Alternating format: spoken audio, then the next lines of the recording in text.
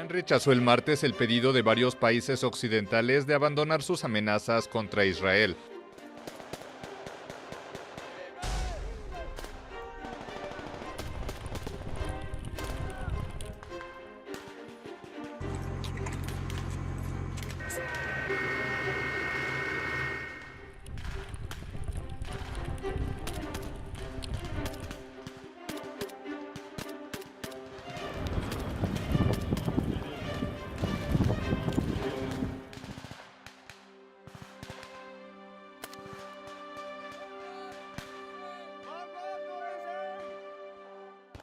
Israel ha lanzado otro ataque en Siria y esta vez dejó al menos 18 muertos, docenas de heridos, lo usual, lo que siempre hace Israel. En estos casos no es un ataque aislado, por supuesto.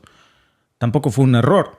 Fue un bombardeo dirigido que golpeó instalaciones precisamente en Siria. Dicen que eran instalaciones militares, pero claro, como siempre, también hubo, por alguna razón inexplicable, víctimas civiles. La pregunta es, ¿cuánto tiempo más vamos a seguir viendo este tipo de agresiones sin que haya una respuesta real, una respuesta contundente de la comunidad internacional? Y más allá de eso, ¿dónde están, ponía yo el otro día en nuestra cuenta de X, dónde están los valores occidentales? ¿Dónde está nuestra democracia y nuestro compromiso con los derechos humanos cuando se trata de Israel? Parece que se van de vacaciones y nos tapamos los ojos. ¿Quién realmente está sacando provecho de estos ataques si lo único que está pasando después de cada cosa de estas que ocurre, pues es una inestabilidad creciente en la región? Siempre estamos viendo este patrón y a pesar de las defensas aéreas sirias que se reporta que lograron interceptar algunos de los misiles israelíes, pues el daño ya estaba hecho.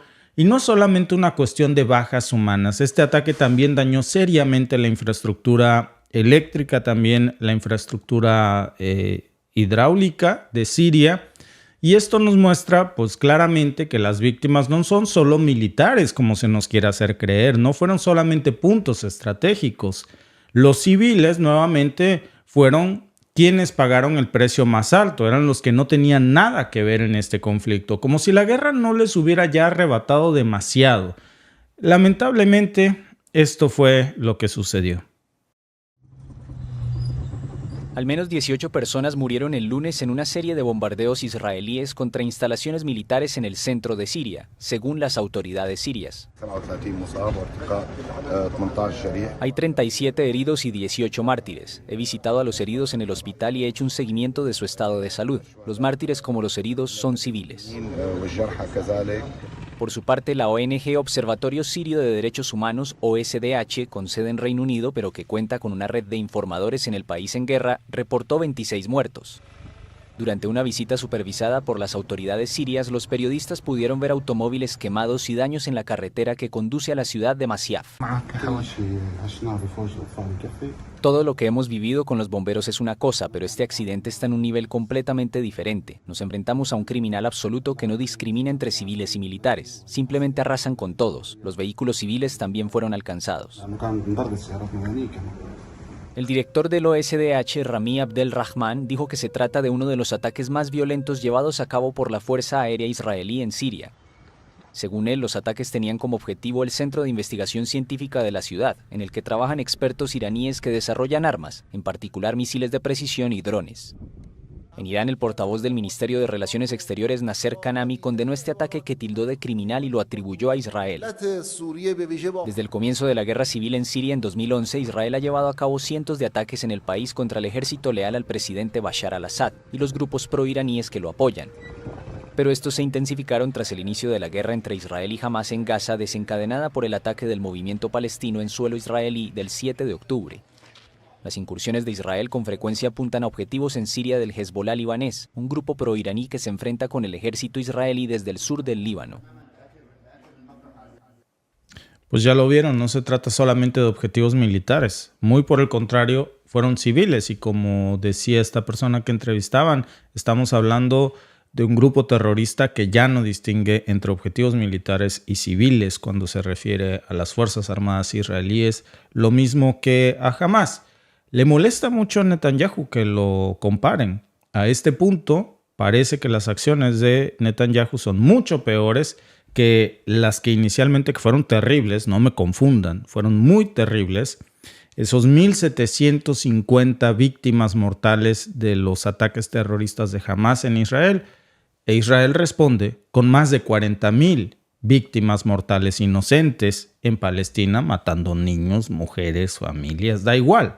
Entonces, lamentablemente, este ataque ya no se trata solamente de Palestina y ya no es un evento aislado, y eso nos queda claro. Desde hace mucho tiempo, Israel está llevando este tipo de bombardeos en Siria, y pues la justificación siempre es la misma, que están golpeando bases iraníes o que están bombardeando instalaciones donde se desarrollan armas químicas, el cuento que siempre nos quieren vender. Pero cuando vemos ya las imágenes de nuestros amigos corresponsales de AFP que están cubriendo el lugar, que están ahí presentes y entrevistan a los heridos y nos muestran estas imágenes, vemos que es un discurso muy diferente del que los medios tradicionales de información nos venden, y que siempre son al final del día los civiles quienes terminan muriendo en mayor número. Entonces, yo creo que ya es momento de que nos preguntemos, de que nos cuestionemos estos ataques. ¿Qué es lo que realmente están logrando? Porque no es lo que Israel dice o lo que pretende. Más bien se está alimentando un conflicto que parece no tener fin. Los medios locales ya están informando, como ustedes pudieron ver, que estos ataques en la costa que se llevaron a cabo aquí en esta ciudad de Tartus y en otras áreas claves, no fue exclusiva de esto, pues fueron golpes muy precisos que sabían que iban a dañar a civiles. Y pareciera que el objetivo pues fuera en un principio debilitar lo más que se pueda a las fuerzas sirias como iraníes, porque está muy claro que estas acciones no pasan porque sí. Pero la realidad es que lo que no hay que perder de vista, que es lo más preocupante, es cómo estas operaciones siempre parecen estar diseñadas para evitar una confrontación directa entre los verdaderos involucrados, que son las grandes potencias que respaldan a cada bando. Estamos hablando detrás de Israel a un Estados Unidos, detrás de Siria, por ejemplo, a un Irán, y pues están operando en la región también otros actores, incluso Rusia, Corea del Norte, China, todos tienen intereses en Medio Oriente, y cuando Israel lanza este tipo de bombardeos desde el espacio aéreo libanés, por cierto, invadiendo ese espacio aéreo, pues probablemente lo hace para evitar los sistemas de defensa siria que están orientados desde Israel. Pero esto solo nos muestra también cómo estamos hablando ya de una escalada más en el conflicto, porque lo que implica esto es que las potencias que están moviéndose con agendas muy particulares están demostrando que el verdadero interés es otro. No son ataques preventivos. Hezbollah, claro que no se ha quedado de brazos cruzados, ya hay reacciones. Este tipo de golpes siempre desatan un nivel de agresividad en la región aún más alto que el anterior. Israel dice que ha frustrado muchos de los ataques que Hezbollah ha mandado en represalia de este bombardeo, pero la realidad es que en los medios de comunicación locales y en las imágenes que circulan en X, pues la realidad es otra. Cada vez vemos cómo los ataques entre la frontera de Líbano e Israel se están volviendo mucho más inestables. Hezbollah sigue atacando sitios militares israelíes en apoyo a Gaza y lo está haciendo golpeando objetivos, burlando el domo de hierro en muchos casos o en la gran mayoría.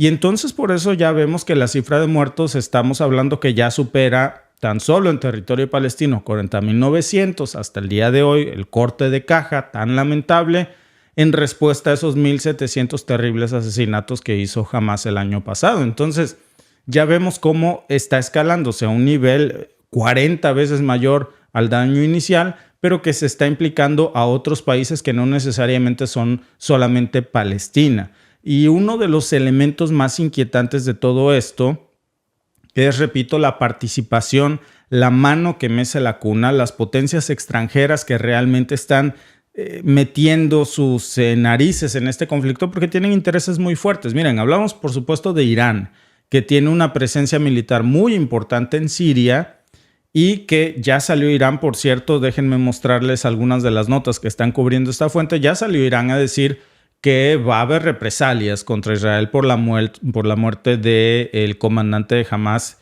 que se reportó en el mes de julio. Esas represalias todavía no llegan. Irán las prometió, pero bueno, pues sabemos que es solo cuestión de tiempo de que algo así suceda. Y la pregunta no es si va a responder Irán. Yo creo que lo que es más común es pensar cuándo. Y cuando lo hagan, ¿qué tan cerca vamos a estar de un enfrentamiento directo entre Irán, pero también Siria, Líbano, parte de Irak, de las fuerzas iraquíes y otros lugares de la región en contra de Israel, Israel con sus aliados también en contra de todo Medio Oriente? Entonces, es un verdadero caos. Y una cosa que queda clara es que los civiles son los que más sufren en esto. No solo los que ya han muerto, sino todos los que han quedado vivos, los que intentan sobrevivir en medio de este caos. Hace unos días leía yo una nota de nuestros amigos de AFP que decía que para los palestinos lo único seguro hoy es que van a morir. Más de 40.900 personas ya han muerto en Gaza y desde que comenzó esta última escalada de violencia, cada día que pasa, pues la cifra sigue aumentando y el ataque de Israel en Siria ya ha reavivado las tensiones con Irán. Hay que recordar que en abril Irán ya había lanzado un ataque directo contra Israel, había usado cientos de drones, había usado también misiles en represalia por el bombardeo precisamente de una instalación diplomática iraní en Damasco. Entonces, estos son el tipo de cosas que siempre terminan explotando la tensión en Medio Oriente. Los sistemas de defensa israelí tuvo que salir a Estados Unidos y el Reino Unido para ayudarle a Israel a interceptar la mayoría de sus proyectiles, porque por supuesto que fue un ataque masivo. Y en ese momento Irán había mandado un claro mensaje que iba a responder militarmente. Después de que lo hizo misteriosamente, el helicóptero donde viajaba el presidente de Irán, pues se cayó del cielo y murió. Entonces, hasta ahora, pues la mayor parte de estos enfrentamientos han sido solo entre Israel y Hezbollah y han sido de alguna manera indirectos, pero toda esta acumulación de tensión ya está de alguna manera empujando a todos estos actores a una guerra total. Y miren, yo estaba pensando en esto antes de iniciar el podcast, porque claro que leía varios comentarios que decían, oye, no me notificó, me enteré de puro accidente, por supuesto, porque el lobby israelí es sumamente poderoso y este tipo de temas al algoritmo no le gusta que proliferen y no le gusta que se hable acerca de lo que hay detrás de esto, porque no hay que perder de vista un factor clave en todo este rompecabezas, porque siempre hablamos de Israel, que es el que lanza el ataque, pero la pregunta obligada es, ¿cuál es el rol de Washington, de la administración de Biden en todo esto? Que hablando, por cierto, del papel de la administración de Biden en este conflicto entre Israel y Siria, pues no podemos dejar de lado lo que está pasando en el terreno, porque aunque Estados Unidos dice que no se involucra directamente en estos ataques aéreos de Israel, es más que obvio que tiene una influencia en la región que es innegable, es más que obvio que saben lo que va a pasar antes de que ocurra. Y la presencia militar estadounidense en Siria es una pieza clave, digamos, es un asomo de la verdad, es una pista innegable de un secreto geopolítico a voces. ¿Por qué? Pues porque desde el 2014 las fuerzas estadounidenses han estado ahí, cada vez incrementando sus posiciones en Siria, especialmente en estas regiones del noroeste del país, de Bashar al-Assad, con el pretexto pues de combatir al Estado Islámico, porque se preocupan mucho por ISIS, pero la realidad es otra. La realidad es que no es solamente una preocupación por combatir el terrorismo. Hay un fuerte interés en los campos petroleros sirios. Esa es la verdad. Esos campos petroleros sirios están ubicados en la región de Deir ez-Zor y Estados Unidos, curiosamente, pues ha jugado un papel muy controversial cuando huele a petróleo en todo este conflicto en Siria. Ya lo que ha hecho Washington es asegurarse de que las tropas estadounidenses estén allí para evitar que todos esos enormes ingresos de petróleo caigan en manos de Siria, que le pertenece, por cierto, es su petróleo. Pero la realidad es que todos esos recursos hoy están siendo explotados bajo la vigilancia de las fuerzas estadounidenses, mientras que el gobierno de Bashar al-Assad pues se queda excluido de cualquier beneficio, como Dice un amigo que le mando un saludo de Tierra Blanca, Veracruz, como perro de carnicería, viendo la carne y antojándose porque pues no tiene más que hacer. Entonces, el gobierno de Bashar al-Assad tiene enormes campos petroleros, pero no recibe $1 de esos campos petroleros porque están bajo el control de las tropas estadounidenses. Y eso, por cierto, antes de que cayeran en dominio de las fuerzas estadounidenses, esos campos petroleros eran una parte importantísima del Producto Interno Bruto de Siria. Y ahora pues están bajo el control de las fuerzas kurdas que están respaldadas por Washington, que operan en nombre de los intereses occidentales. De hecho, no es una cuestión, también hay que hablarlo en honor a la justicia, solamente de Biden. Desde tiempos de Trump, se llegó a decir, incluso el propio Trump en su momento dijo públicamente que las tropas estadounidenses permanecían en Siria, y voy a citar sus palabras porque miren, las anoté justamente aquí porque me parece que son importantes. Trump dijo esto tal cual: las fuerzas estadounidenses permanecerán en Siria para quedarse, dijo, con el petróleo. Fueron sus palabras textuales, no lo disimuló. ¿Y cuánto petróleo es lo que tiene Siria del que estamos hablando aquí? De hecho, estas imágenes que están ustedes viendo en el lado derecho de la pantalla son tropas estadounidenses que están en Siria resguardando pozos petroleros. Lo que ustedes ven ahí son precisamente pozos petroleros ubicados en Siria. Porque, claro, estamos hablando de alrededor de 380,000 barriles de petróleo diarios que se producen precisamente en estos campos petroleros que estaban ustedes viendo. Es una fuente sumamente importante de ingresos para Washington, que antes le pertenecía a Siria porque es petróleo sirio. Pero ahora, pues con todos los campos en manos de estas fuerzas kurdas apoyadas por Washington, pues el saqueo de estos recursos se ha vuelto un punto de tensión. Es evidente por qué están ahí, y ya varias fuentes están diciendo que la producción, de hecho, de todos estos campos petroleros está rondando entre los 60,000 a 80,000 barriles diarios. Entonces, es una fuente de ingresos que no se va a las arcas de Siria, sino que están controlados por estas fuerzas kurdas y por otros intermediarios que terminan mandando todos estos recursos a Occidente, porque la administración de Biden ha sido tal vez un poco más discreta, no tuvo ese empacho como Trump en decir las tropas estadounidenses se van ahí para quedarse con el petróleo sirio, pero lo ha hecho lo mismo, es una política que ha continuado, y el hecho es que los recursos naturales de Siria hoy están siendo utilizados pues bajo la protección directa de las tropas estadounidenses para proteger a las fuerzas kurdas. De eso se trata todo esto. Y pues yo creo que es importante preguntarnos ahora que ya sabemos esto, ¿cuál es realmente el interés en Siria de todo esto? Pues es petróleo, es gas. Y aunque oficialmente dicen que se trata de estabilizar a la región, que nos digan que se trata de combatir el terrorismo, de luchar contra el Estado Islámico, pues la realidad, lo evidente, es que se trata de controlar esos recursos energéticos que son una inmensa cantidad, una verdadera fortuna. No es un secreto que Siria es rica en petróleo, que también tiene muchísimo gas. Entonces, ¿cómo puede un país tan rico ser tan pobre? Pues muy sencillo, lo mismo que le está pasando a Venezuela, le está pasando a Siria, porque se trata de mantener el control sobre todas estas reservas que no solamente está destruyendo a la economía siria, sino que también está limitando muchísimo su influencia con otras potencias. La peor desgracia de Siria es su mayor bendición, el petróleo. Y aquí también están metidos, por supuesto, no nada más Washington. El hecho de que Bashar al-Assad hoy sea el presidente tiene mucho que ver con el respaldo de Rusia y de Irán, que también tienen muchos intereses en apoyar al régimen de Bashar al-Assad para expulsar, y es la meta que tienen, a las tropas estadounidenses. Una meta que hasta este momento no han podido lograr, pero el hecho de que Estados Unidos esté escoltando y protegiendo todos estos campos petroleros, pues no es una simple coincidencia. Repito, hay informes de que los convoys militares de Estados Unidos se desplazan regularmente entre las zonas de extracción y entre los puntos de exportación de Siria. Lo que hacen es proteger el envío de ese petróleo para que fluya de forma segura y poderlo sacar de Siria.